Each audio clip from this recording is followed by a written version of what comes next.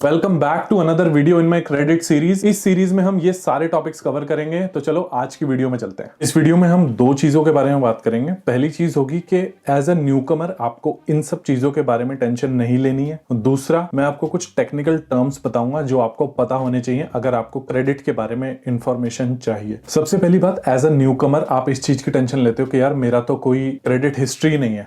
Don't worry, हर बंदा जो zero से स्टार्ट करता है उसकी क्रेडिट हिस्ट्री नहीं होती। आपसे पहले मिलियंस ऑफ इमिग्रेंट्स आए हैं जिनकी क्रेडिट हिस्ट्री नहीं थी। डोंट वरी, क्रेडिट हिस्ट्री बनाने में टाइम लगता है। दूसरा, क्रेडिट स्कोर चेक करने में ना लोग ये डर पैदा करते हैं कि बार बार चेक करने से स्कोर कम होता है। नाउ मेरी बात समझो, मान लो आपने इंटरनेट से एक मूवी डाउनलोड करी। नाउ डाउनलोड करने में कुछ आपका डेटा खर्च हुआ। अब वो जो डाउनलोडेड फाइल है, जो ऑलरेडी डाउनलोड हो गई है, अगर आप उसको बार बार मूवी प्ले करो, एक बार सुबह प्ले करो, एक बार शाम को प्ले करो, एक बार रात को प्ले करो, क्या आपका और डेटा लगेगा? नहीं लगेगा, क्योंकि वो एक बार डेटा यूज हो चुका है। अब उस मूवी को आप 100 बार देखो, एक बार देखो या 1000 बार देखो, इट्स द सेम थिंग। ऐसे ही हर क्रेडिट ब्यूरो आपकी महीने में एक बार क्रेडिट रिपोर्ट जनरेट करता है। अब उस जनरेटेड क्रेडिट रिपोर्ट को आप एक बार देखो, 100 बार देखो, 1000 बार देखो, 1 मिलियन बार देखो, कोई दिक्कत नहीं है। महीने में एक बार जो फ्री रिपोर्ट आती है उसको आप कितनी बार भी देखो, डेली चेक करो, कोई दिक्कत नहीं है। जैसे मैं अपना क्रेडिट स्कोर हर 3-4-5 दिन में 1-2 बार देखता रहता हूं, ताकि अगर कोई फ्रॉड है मेरे क्रेडिट कार्ड पे, सडनली मेरे क्रेडिट पे कुछ मुझे सडनली दिखे तो मैं उसको एड्रेस कर सकूं। राइट नाउ, जैसा कि मैंने आपको पहले वाली वीडियोस में बताया कि आपका जो फोन प्लान होता है, आपका जो वाईफाई प्लान होता है, ये सब लोग आपका क्रेडिट चेक करते हैं। क्या हो अगर आप हर 3 महीने में नया फोन प्रोवाइडर स्विच करो तो आपका हर 3 महीने में क्रेडिट चेक होगा। नाउ इतनी फ्रीक्वेंटली आपको प्रोवाइडर्स नहीं चेंज करने चाहिए, हर 1-2 साल में एक बार चेंज करोगे, सो दैट्स नॉर्मल। तो उससे आपके क्रेडिट पे इतना बड़ा कोई हिट नहीं आएगा। तो ज्यादा टेंशन नहीं लेनी हमने कि आप 2 साल में एक बार या 1 साल में एक बार मोबाइल फोन प्रोवाइडर या वाईफाई प्रोवाइडर चेंज करते हो, वो नया क्रेडिट चेक करेंगे, दैट्स फाइन। एंड दूसरी चीज जिसके बारे में आपको टेंशन नहीं लेनी, आपके पास क्रेडिट मिक्स नहीं है कि आपके पास सिर्फ एक क्रेडिट कार्ड है, आपके पास और दूसरे लोन नहीं है, तो क्रेडिट मिक्स नहीं है मेरे पास, मेरी क्रेडिट फाइल अच्छी नहीं होगी। भाई आप जब जस्ट अभी आए हो, आप जस्ट अभी, you are a new immigrant, आपके पास धीरे धीरे सब कुछ होगा। जो चीजें आने में टाइम लगता है तो उसकी भी ज्यादा टेंशन नहीं लेनी। एक और छोटी सी चीज होती है जिसके बारे में लोग टेंशन लेते हैं कि यार ट्रांस यूनियन पे मेरा स्कोर कम दिखा रहा है, एक्विफैक्स पे ज्यादा दिखा रहा है, या फिर उल्टा दिखा रहा है, कहीं पे ज्यादा है कहीं पे कम है। टेंशन नहीं लेनी। जो भी ये दो कंपनीज हैं, एक्विफैक्स और ट्रांस यूनियन, इनकी कैलकुलेट करने की अपनी एक मैथमेटिकल इक्वेशन है। हर कंपनी की एक प्रोप्राइटरी इक्वेशन होती है जिससे अलग अलग आंसर आता है। आपका स्कोर बहुत क्लोज होगा, थोड़ा बहुत 5-10 पॉइंट ऊपर नीचे हो सकता है, दैट्स फाइन, हमें उसकी टेंशन बिल्कुल नहीं लेनी। अब मैं आपको कुछ बेसिक टेक्निकल टर्म्स बताऊंगा जो आपको स्मार्ट बना देंगे, इतना नॉलेज दे देंगे कि आपको कोई पागल नहीं बना पाएगा। सबसे पहले, क्रेडिट इंक्वायरी 2 टाइप की होती है। पहली होती है सॉफ्ट इंक्वायरी, दूसरी होती है हार्ड इंक्वायरी। जैसे मैंने अभी 2 सेकंड पहले आपको बताया कि सॉफ्ट इंक्वायरी वो होती है कि आपका क्रेडिट स्कोर फ्री में जनरेट हुआ एक बार, उसको आप कई बार चेक करो, कोई दिक्कत नहीं, कुछ नहीं होता उससे, ठीक है। सॉफ्ट इंक्वायरी जो यूजुअली करी जाती है वो की जाती है बैकग्राउंड चेक पर्पसेस के लिए, कि क्या आपकी आइडेंटिटी कंफर्म करने के लिए कि क्या ये इंसान वही सेम इंसान है। तो जैसे कि आप कहीं लैंडलॉर्ड के पास गए अपार्टमेंट रेंट पे लेने, तो वो एक सॉफ्ट चेक करते हैं आपका बैकग्राउंड चेक करने के लिए कि ओके क्रेडिट स्कोर ठीक है और एड्रेस, नाम वगैरह सब कुछ मैच हो रहा है, ठीक है। तो बैकग्राउंड चेक के लिए यूजुअली सॉफ्ट चेक होता है। सॉफ्ट चेक का मतलब है कि उधार नहीं मांग रहे बैंक से, सिर्फ जो एग्जिस्टिंग इंफॉर्मेशन है उसको वेरीफाई कर रहे हो, उसको देख रहे हो। Hard check is where the problem starts. अब ये हार्ड चेक तब होता है जब आप बैंक से उधार मांगने जाते हो। मान लो आप किसी कार डीलरशिप गए, कार डीलरशिप ने एक बटन दबाया, आपकी क्रेडिट फाइल 20 बैंक में भेज दी, तो उस बैंक को लगेगा कि ये हमसे उधार मांगने आया है कार लेने के लिए। इसको बोलते हैं हार्ड चेक। जब आप बोरोइंग के लिए क्रेडिट चेक कराते हो, जैसे कि आप किसी क्रेडिट कार्ड के लिए क्रेडिट चेक कराते हो, या फिर किसी, जैसे मैंने बताया, कार लोन के लिए, हाउस लोन के लिए, तो जब इन सब चीजों के लिए आप क्रेडिट चेक कराओगे, this is called a hard check. And hard check करने से क्रेडिट स्कोर कम होता है यूजुअली, ठीक है, क्योंकि बैंक को दिखाता है कि इस बंदे को उधार चाहिए। जब भी आप कोई नया उधार लेते हो या लेने की कोशिश करते हो तो आपका क्रेडिट स्कोर टेम्परेरीली नीचे जाता है। क्रेडिट लिमिट, सबसे आसान भाषा में, कितना मैक्सिमम आप बोरो कर सकते हो। मान लो आपकी क्रेडिट स्कोर रिपोर्ट, आपकी क्रेडिट प्रोफाइल के हिसाब से आप $1,00,000 बोरो कर सकते हो, जिसमें से कि आपने 50,000 की गाड़ी ले ली, एक 30,000 का क्रेडिट कार्ड ले लिया और एक 20,000 का क्रेडिट कार्ड ले लिया। गाड़ी तो हो गई,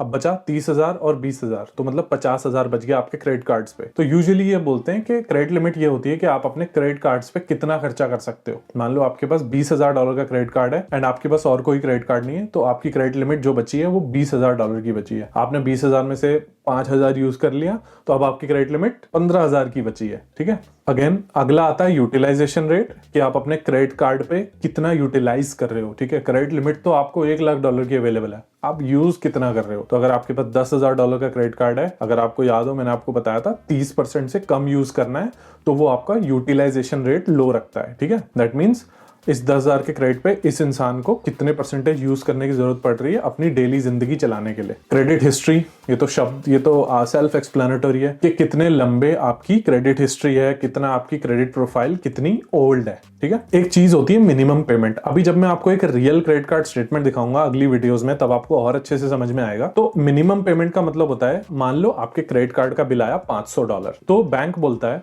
कि इतना मिनिमम तो हमें चाहिए, नहीं तो हम आपका क्रेडिट स्कोर कम कर देंगे। यूजुअली लेट्स से हाइपोथेटिकली 5% होता है। ठीक है, तो अगर $500 का बिल है तो बैंक बोलता है मुझे मिनिमम $25 चाहिए, नहीं तो मैं आपका क्रेडिट स्कोर कम कर दूंगा। इसको बोलते हैं minimum due, minimum payment. But अगर आप $500 में से $25 पे करोगे तो बाकी के जो $475 है उस पे बैंक आपको इंटरेस्ट लगाएगा। क्रेडिट कार्ड बिल तो ऑलवेज फुल पे करना चाहिए। इस पे मैं और बताता हूं जब हम एक्चुअल क्रेडिट कार्ड स्टेटमेंट्स देखेंगे। दो, लेट पेमेंट क्या होता है? ऑल्दो ये वर्ड आपको खुद ही एक्सप्लेन कर रहा है late payment, but it's a technical term. Late payment मतलब होता है कि ड्यू डेट के बाद अगर आपने पेमेंट करी तो आपके क्रेडिट फाइल पर रिपोर्ट होता है। अब लेट पेमेंट भी 3 टाइप की होती है, 30 डे लेट, 60 डे लेट और 90 डे लेट। 30 डे लेट कुछ लेंडर्स माफ कर देते हैं कि चलो 30 डेज, मान लो आपका बिल 5 तारीख को ड्यू था और आपने अगली 5 से पहले पे कर दिया। लास्ट डेट थी 5 तारीख, आपसे मिस हो गया, 7 को हो गया, या आपने उसके पहले पे कर दिया, इट्स फाइन, नो प्रॉब्लम। कुछ बैंक्स इसको माफ कर देते हैं, बट आपको तो ऑब्वियसली ड्यू डेट से पहले ही पे करना है,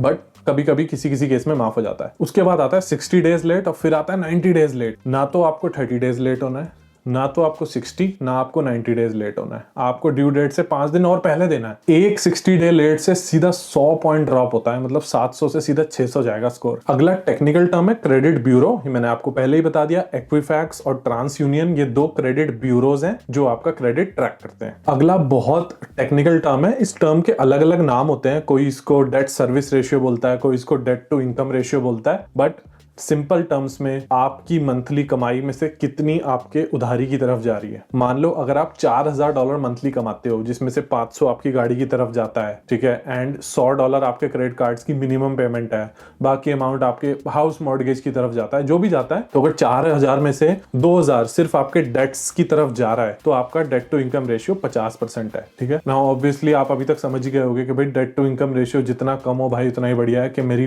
टोटल मंथली इनकम में से कम अमाउंट मेरे डेट उधार की तरफ जाए, उतना बैंक्स को पॉजिटिव साइड में दिखता है आपका फाइनेंस हेल्थ। एक और टर्म होती है जो मैं आपको सिखाना चाहता हूं, इसके बहाने मैं आपको एक और चीज सिखाऊंगा, it's called a secured credit card. तो कनाडा में अगर आप एज अ स्टूडेंट आए या एज अ न्यू कमर आए, आपको नॉर्मली 1,000, 2,000, $5,000 का क्रेडिट कार्ड मिल गया, उसके अगेंस्ट आपने बैंक में कोई सिक्योरिटी नहीं रखी। बट जिन लोगों का क्रेडिट स्कोर खराब होता है, जिन लोगों का क्रेडिट स्कोर कम हो जाता है, बैंक उनको अनसिक्योर्ड क्रेडिट कार्ड नहीं देता। बैंक बोलता है $500 जमा करो, हम आपको $500 का क्रेडिट कार्ड देंगे उसके अगेंस्ट। अब यार अगर मेरे पास $500 है तो मैं क्यों लूंगा क्रेडिट कार्ड? लोग इसीलिए लेते हैं कि जिनका क्रेडिट खराब है उनको क्रेडिट रिपेयर करने में हेल्प मिलती है, कि आप उस $500 डिपॉजिट के बदले जो आपको कार्ड मिलेगा, बैंक फिर आपको टेस्ट करेगा कि भाई आप इसको टाइम से पे करोगे कि नहीं। तो आपको अच्छी आदतें डेमोन्स्ट्रेट करने के लिए वो यूज करते हैं। ठीक है, आई थिंक ये अभी हम हाफ सेक्शन में पहुंचे हैं। अभी तक आपके पास इतनी नॉलेज तो हो गई होगी कि भाई कोई आपको कुछ भी बोल के पागल नहीं बना पाएगा। बट वेट, अभी तो मुझे आपको बहुत कुछ बताना है। अभी